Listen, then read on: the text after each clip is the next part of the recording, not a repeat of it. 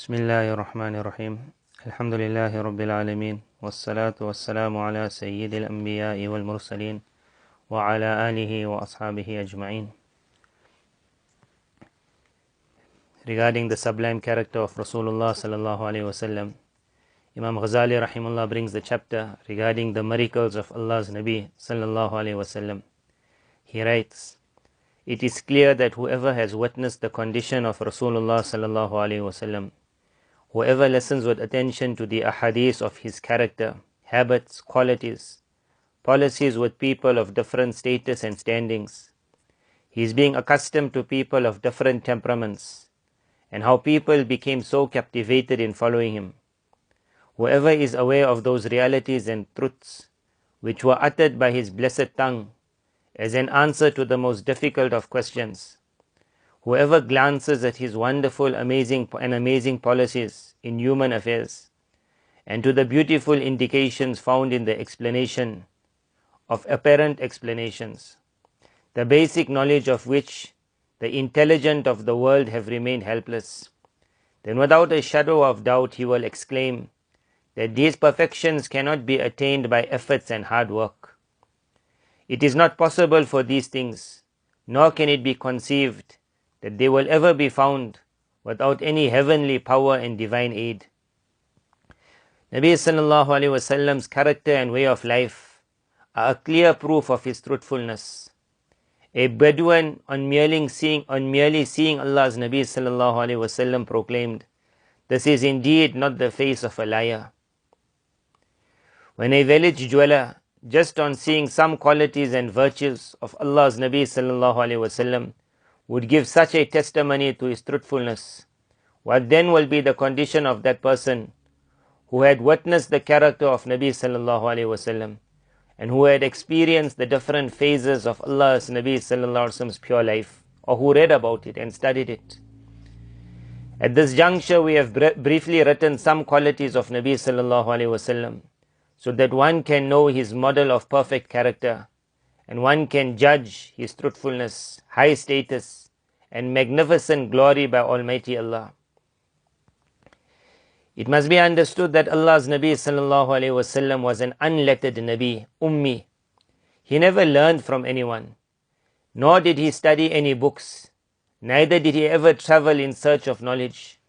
He was raised and grew up in a group of an illiterate village-dwelling community. Together with this, he was an orphan, the shadow of a compassionate father who normally makes effort in nurturing and teaching good manners had been lifted from before his birth. Added to this, he was reared in a poverty-stricken household in severe conditions. Then where from did Allah's Nabi sallallahu alaihi wasallam attain all these beautiful qualities? Knowledge, recognition, knowledge of the angels, the past Anbiya alayhimus salam, the specialities of the Anbiya alayhimus salam. If they had not been clear revelation, then how could one ever understand this to have been possible? How could one with mere human abilities be successful in attaining these outstanding perfections by his own efforts? If Allah's Nabi sallallahu alaihi wasallam's excellences were only these, and not even one further miracle became apparent, then too the truthfulness and honesty of Allah's Nabi sallallahu alaihi wasallam is sufficient proof of his being the most truthful and the Nabi of Allah. It was the special mercy and favor of Almighty Allah, however, that he did not suffice only on these excellences, but would make time and again apparent on the blessed hands of Nabi sallallahu alaihi wasallam open mu'jizat, miracles, that just by seeing them, there would not remain any doubt in the most foolish and ignorant person regarding the nubuwah and the risala of Rasulullah sallallahu alaihi wasallam.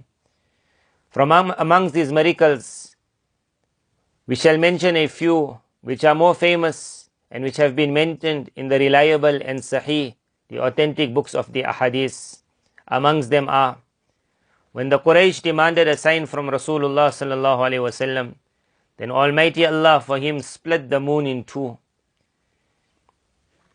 In the house of Hazrat Talha radiallahu anh, during the battle of Khandaq, a small amount of food was found to be sufficient for an entire army, entire Jama'ah through the blessings of Rasulullah sallallahu alaihi wasallam.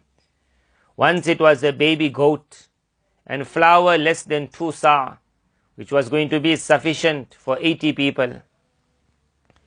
In Dalailun Nubuwah of Imam Bayhaqi rahimullah, a narration has come that once when Hazrat Jabir radiallahu an prepared some food for Rasulullah sallallahu alaihi wasallam, between 800 to 1000 people ate from that food, whereas at the beginning he thought it will not be sufficient for even a handful of people.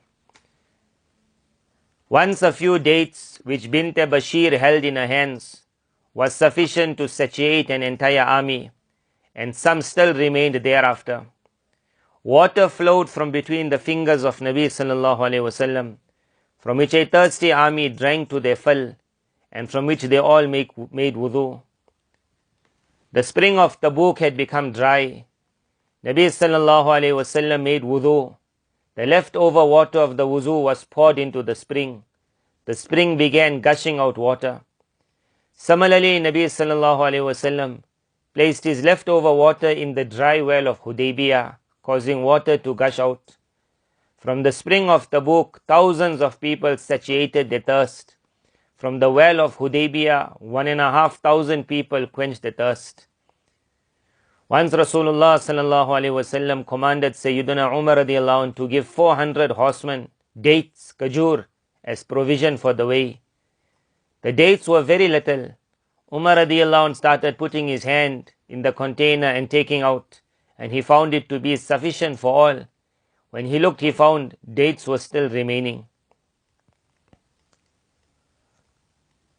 Before Nabi sallallahu alaihi wasallam's mimbar was erected, at the time of the khutbah, he would lean on the bark of a date tree, which had been erected for this very purpose. Thereafter, someone proposed the making of a mimbar. When the mimbar was made and Allah's Nabi sallallahu alaihi wasallam moved over to the mimbar for the khutbah, and the tree was deprived of the blessed hand of Nabi sallallahu alaihi wasallam, this dry piece of wood started crying, which all the Sahaba radiallahu anhum heard. This continued until Nabi sallallahu alaihi wasallam descended from the mimbar. He held it to his blessed chest. Then, like a child becomes quieter and quieter as the mother pets him, this tree also, the sobbing became less until it completely died out. Then this tree became fully quiet. Inshallah, we will continue tomorrow. Wa bihamdi ashhadu an la ilaha illa anta astaghfiruka wa atubu ilayh.